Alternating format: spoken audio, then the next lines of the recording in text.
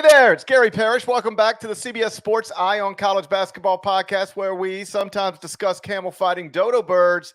Leaky Black, Matt Norlander is here with me. If you're watching on YouTube, you know what to do to that like button. Shouts to Brandon Davies. And if you haven't yet subscribed to the CBS Sports College Basketball YouTube channel, please also do that while you're here. Let's get into it. We are today continuing our summer shoot-around series that we're going to be doing over a span of a few weeks. We're going through the top 10 of the top 25 and 1 in the order that the schools are ranked. We've already done number 1. I think this is the last time I'm going to have to do this. Number 1, Kansas. Number 2, Alabama. Number 3, Houston. 4, North Carolina. Number 5, UConn. Number 6, Iowa State. Number 7, Baylor. Number 8, Gonzaga. And number 9, Duke. So now turning our attention to number 10, it's your Auburn Tigers. Bruce Pearl's Tigers, they went 27-8 overall last season. 13-5 in the SEC, finished tied for second in the league standings with Alabama and Kentucky, one game back of first place Tennessee. Beat South Carolina, Mississippi State, and Florida to win the SEC tournament. Got a 4 seed in the NCAA tournament, and then Auburn lost to Yale in the round of 64. So it was a good season that ended badly. Auburn finished 4th at both KenPom and Torvik. From that team, 4 of the top 7 scorers are gone, among them Jalen Williams and Aiden Holloway. But Johni Broome is back with an opportunity to maybe be a first-team All-American, and he's the biggest reason, besides BP, of course, that I have Auburn ranked 10th in the top 25 and 1. We'll see what Norlander thinks about that next, but first, let's get a word from our partners.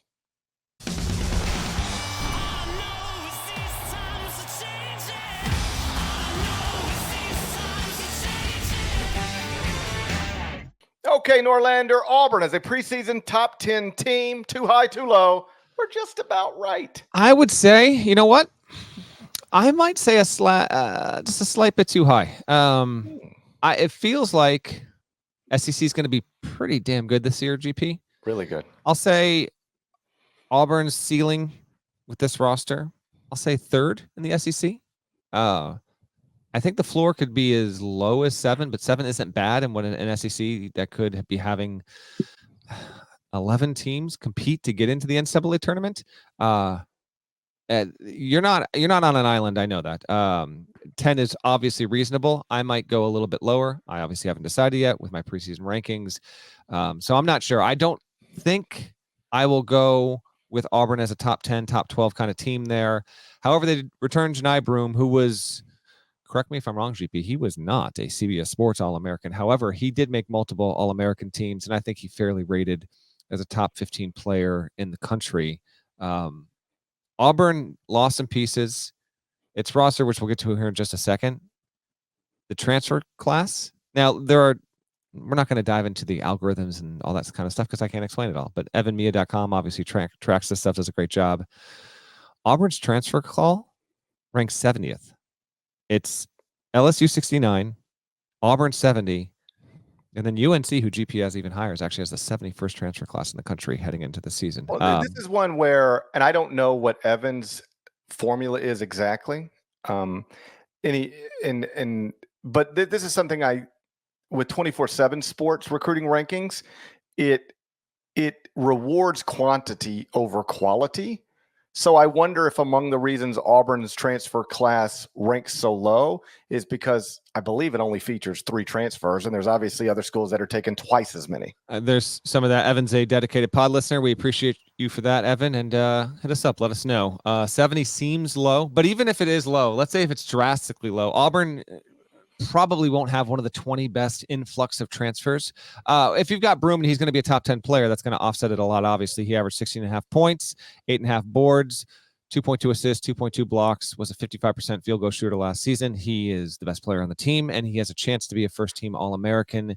I think at worst, he'll be a preseason second-team All-American at worst, and that's totally fair there. This Auburn team is coming off a loss to Yale.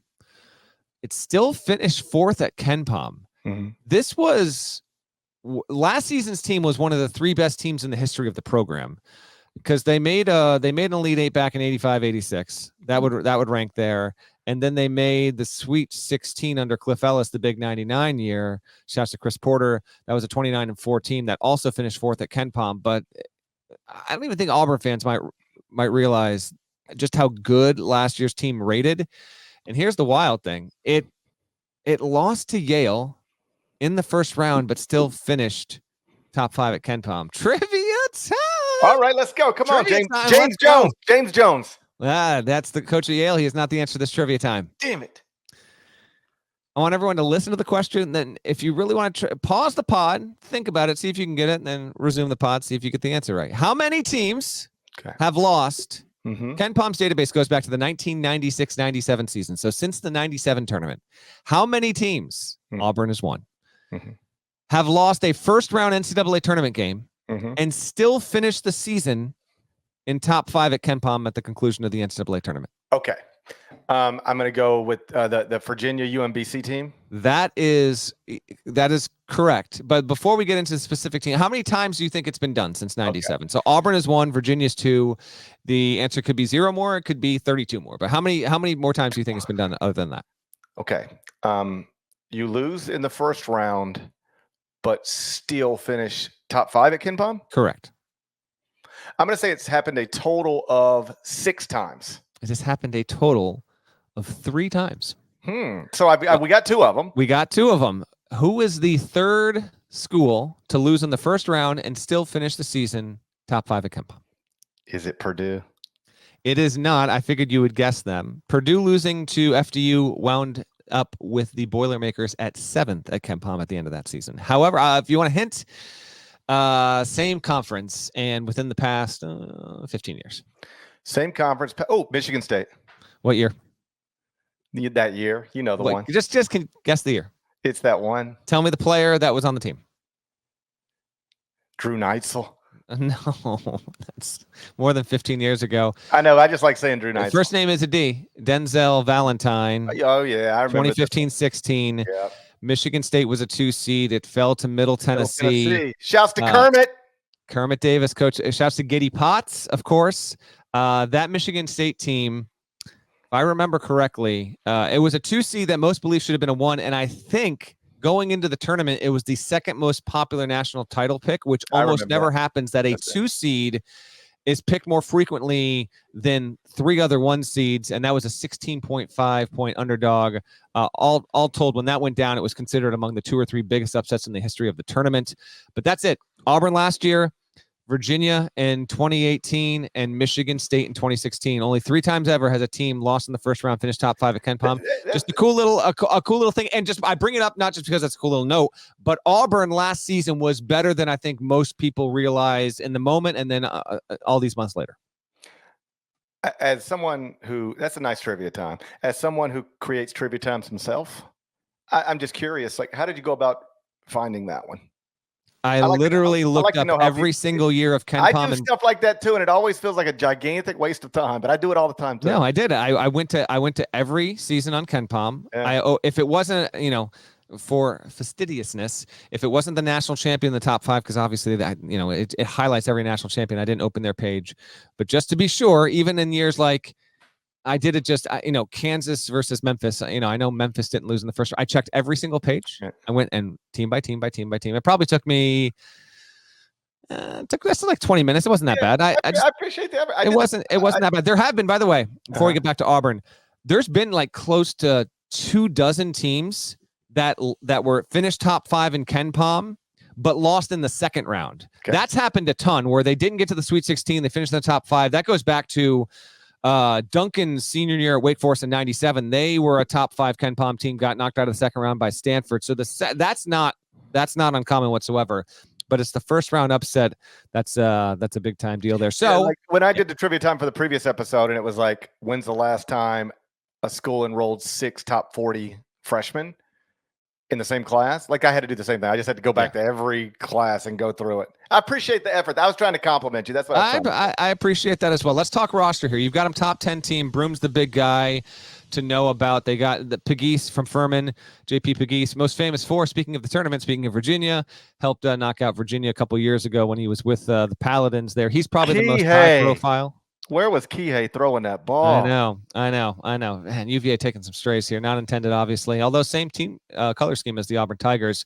What else on the roster here? What it's not just. I know Broome and Pearl are the two biggest reasons, but what else about the roster? What do people need to know? Why should the Tigers be considered where you've got them as a Final Four contender? Well, okay, so it starts with Johni Broome. Obviously, I mean, I think he's an All-American.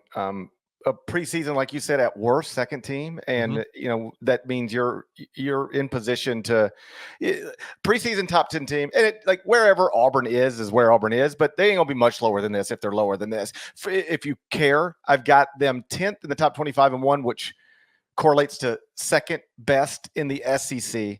Alabama, of course, at number 2 is the only SEC school I have ahead of them.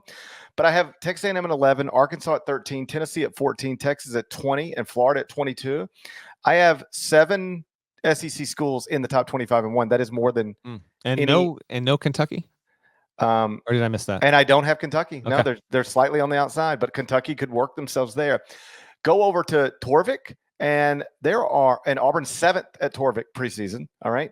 Okay. 2, 3, I thought you were about to tell me they were 7th in the SEC. I was like, whoa. Okay. No, 7th in the country, 2nd overall, in the SEC. Torvik's got Tennessee ranked 5th in the preseason, number 1 in the SEC. Yeah. Here's my point. There are 11 SEC schools in the top 40 at Torvik. Top 40 is like a pretty good cutoff for you're an at-large candidate for the NCAA tournament. Sure. Tennessee could put double-digit teams in the NCAA tournament. I mean, not Tennessee. The SEC could put double-digit. Well, if teams. Tennessee did it, it'd be amazing. That would be interesting. That would be a record. That would be interesting. And Tennessee's field hockey team is qualified for the men's NCAA tournament. Can't wait for it. SEC could put double-digit schools in the NCAA tournament. So the league's going to be tough. You could be a Final Four team that finishes 6th in this league. That's not the craziest thing in the world.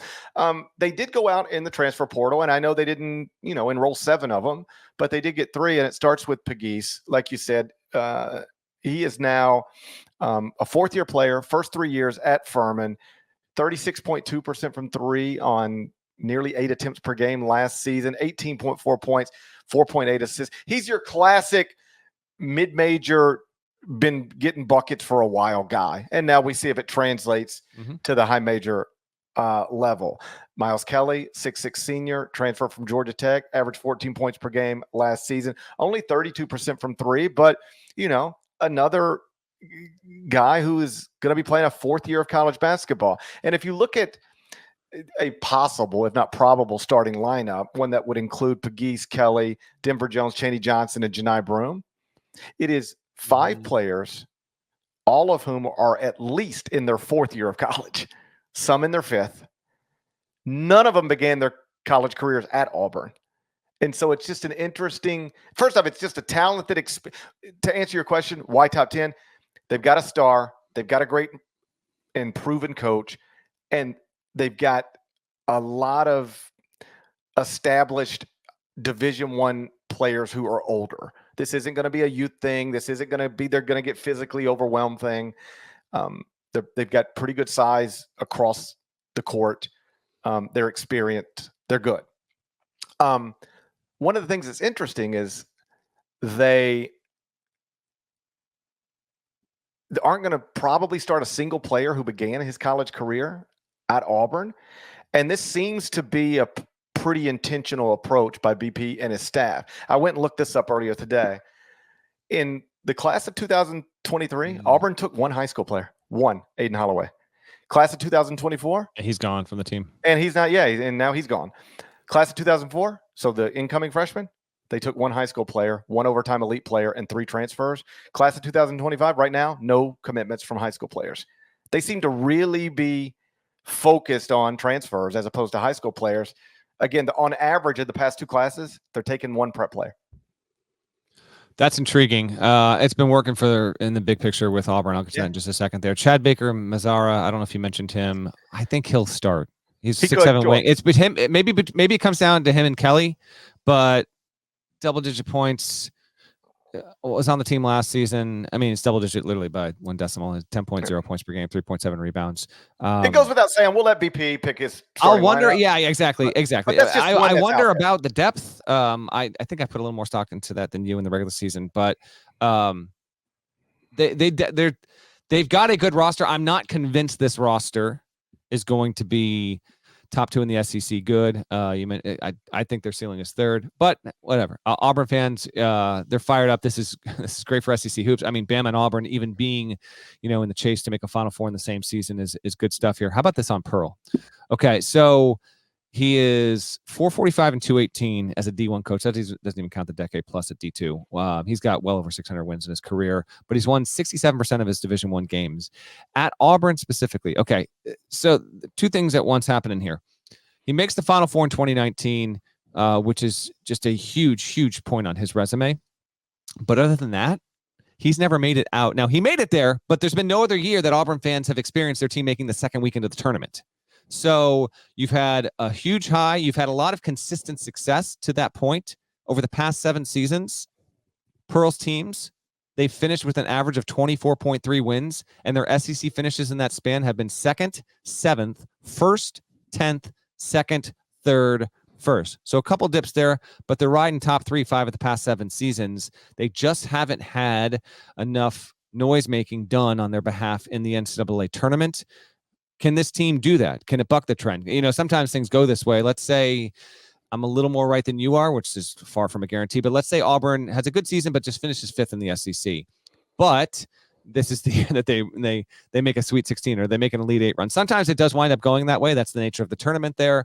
Not quite sure what to make of this team's overall roster makeup and its outlook, other than I hesitate at putting him as high as you, but the returns, for the most part, Pearl took the job at Auburn. Obviously, he was under probation sanctions when he got the job. For the first 3 years, just a little bit of feeling it out, and now he's gotten into a rhythm of how he wants to roster build and do all that. Over the past 7 seasons, it's been extremely consistent, and of course, that takes into account the 20 season, which we didn't even have a tournament. They would have easily made the tournament that year, and he's done well for himself. And this is the dream of why you hire Bruce Pearl, because he brings you immense amount of publicity. He's a really, really good coach. And now he has transformed this program into being one that should annually expect to be a preseason ranked team. That was unthinkable with the Auburn Tigers as recently as 6 or 7 years ago. And now we look up and here they are. And I'm intrigued to see what they can do. And I'm intrigued to see if Broome can be even better. I mean, he came from a mid-major league, Morehead State. Mm-hmm. He was an awesome player at that level. He's lived up to it. I wonder if he's got one more tier. Can he actually get into that situation where Auburn, if they are a top 10 team, is he a stat monster? Does he get into that, general national player of the year conversation? I'll be interested to see if he can do it, if he's even tasked with doing that with what Pearl's put around him. Let me just add a few more notes on BP before we get to the schedule, because this is year 11 at Auburn. Time flies, man. That is it really does. Amazing to me. And that comes after 6 seasons at Tennessee. So this is year 18 in the SEC for him. And this is part of his resume now. He's the first coach to ever take Tennessee to an Elite 8. He's the first coach to ever take Auburn to a Final Four. He's won 3 SEC regular season titles in 2 SEC tournaments. He's a 3-time SEC Coach of the Year. And at Auburn, they finished in the top 15 at KenPom 3 of the past 6 years, and in the top 25 4 of the past 7, which is kind of unimaginable pre-Bruce Pearl to have this type of success at that place consistently. Obviously, they've got the building that is now operating like one of the great home court advantages in college basketball. I was randomly asked yesterday, like the bucket list, like places to go see a college basketball game. And I hit the big ones first, Allen Fieldhouse, Cameron Indoor, Assembly Hall. And you start thinking outside of the traditional blue blood stuff. And it's like, I know Auburn isn't thought of this way historically. Yeah. It's as good as anywhere now. Yeah, I don't know if it's top 5. I just went there last season for the first time. Had a great time. I don't know if it's top 5 either. I'm just saying it's not. If I saw somebody put out a top 5 list and it had Auburn in there, I wouldn't go, that's crazy. Yeah. What we agree on, I think, is that and it's a relatively new building, and Baylor kind of modeled some of its stuff after this as well. And I haven't seen Baylor's new house, but the dimensions and how they constructed Neville Arena. that's with rare exception, Kentucky being one and Kansas being one, where if you can consistently know you can get more than 15,000 people into your building, like you want to build it like the way Auburn has. Right. And yeah, Jungle's an awesome place. I really, really liked it a ton.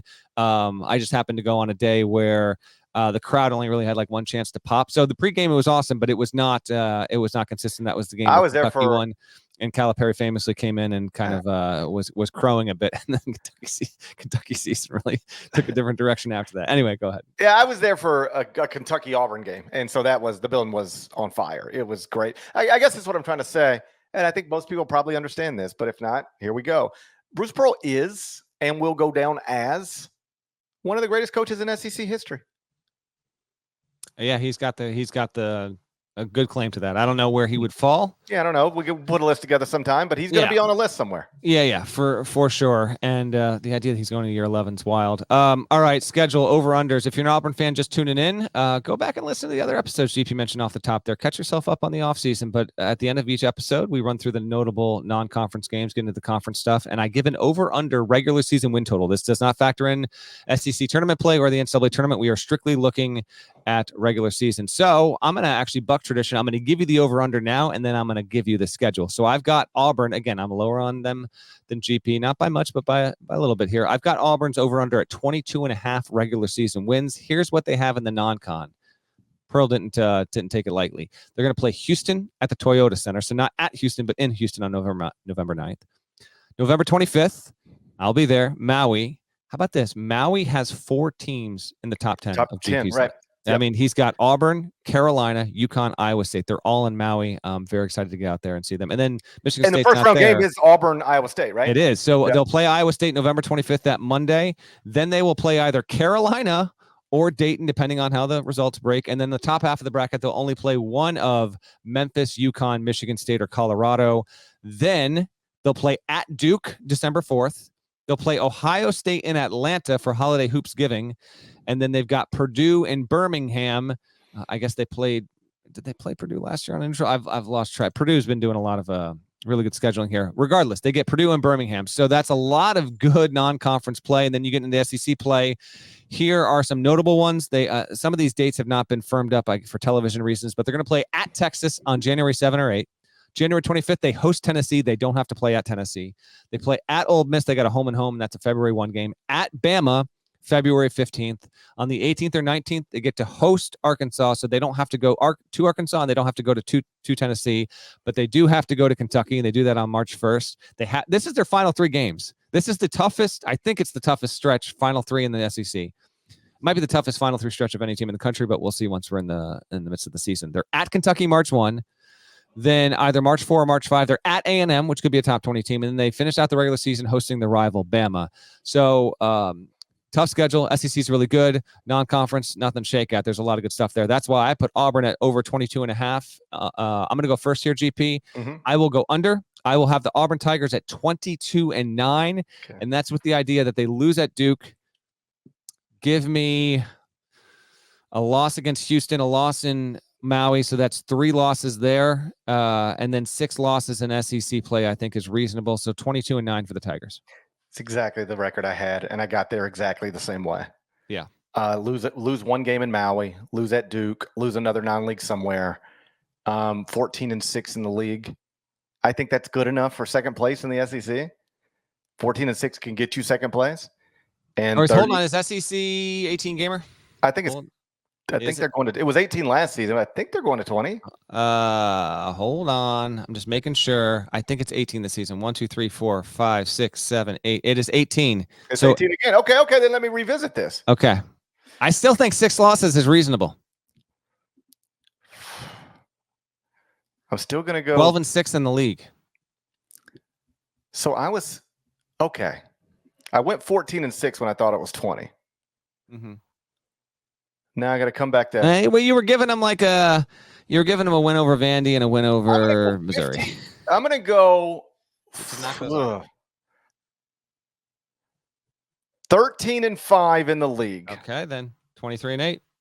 I got them 23-8. I'm going over. All right, you're going over. You're not going to get me to not believe in BP. Well, you did just for a over. second. You actually did. Nope. Yeah. Just hit that back button a couple times on the pod. Don't touch that Watch back on button. YouTube. Scroll back about 90 seconds. I believe in BP. Interesting. That's a 23-win team heading into the SEC tournament. That's what I got. We're really, and so big pick. It's it's all perspective. We have them separated by 1 win. GP likes some top 10 quality. I think I'm closer to. I think I'm in like the 14 to 20 range overall nationally for Auburn heading into the season. Again, well, keep going through life betting against Bruce Pearl. I wonder how that's worked out for you. Well, it worked out great last year. I had Yale over Auburn in the first round of the tournament. Damn. Just why you walked right into it. Actually, the truth is this: I had Yale over Auburn, and I changed 2 games the Thursday morning of the tournament, and I flipped it back to Auburn. So for official purposes, I had Auburn. But if you only watch the CBS Sports HQ coverage and our podcast reaction, I had a Yale over Auburn. Yeah, that's all I watched. So then I didn't bet against Bruce Pearl, and it got me. So that's exactly where it's tight. So, that's where I landed. Hard to figure out. Anyway, I think that's a show for Auburn and the Tigers and SEC, Big 12, top 10 conversation is going to be really, really interesting this year. And we are not done with our shoot-arounds, by the way. We still have more to come. We're going to talk about some of the more notable teams outside the top 10. Many of them ranked regardless, just for one reason or another, or 5 reasons or another, have interest and are deserving of diving into here as we get to the back half of August. So we changed up the format a little bit this year. I think last year we did like 23 teams. It was just too many. So we still got another 5 or so episodes to come, including a mystery team that you will get to bid on as you've been able to do the past 2 years. We will have, this is a vow, we will have details on that next week. We basically need to decide which auction service we want to use in order to have the winning fan base bid. And you'll have plenty of notice on this podcast, on our socials to rally the fan base. And that episode will not come until early part of September, but you still got time. If you've been wondering, a couple of people have emailed, asked where to bid. We will let you know. We just want to finalize how we want to do this because we've been using the eBay route. I don't think we're going to go with that this year, but you'll have all the details on that next week. Shouts to Devin Downey. Shouts to Chester, South Carolina. Terry Teagle, legend. Huck Larnell. Thank you guys once again for watching and listening to the Eye on College Basketball Podcast. If you're not subscribed, please go subscribe anywhere you subscribe to podcasts. There's more of us than there are of them. Make sure that's reflected in the comments. You can do that at Apple Podcasts. Subscribe at Spotify. Again, wherever you get your podcast. Thank you for doing that. We'll talk to you again real soon. Till then, take care.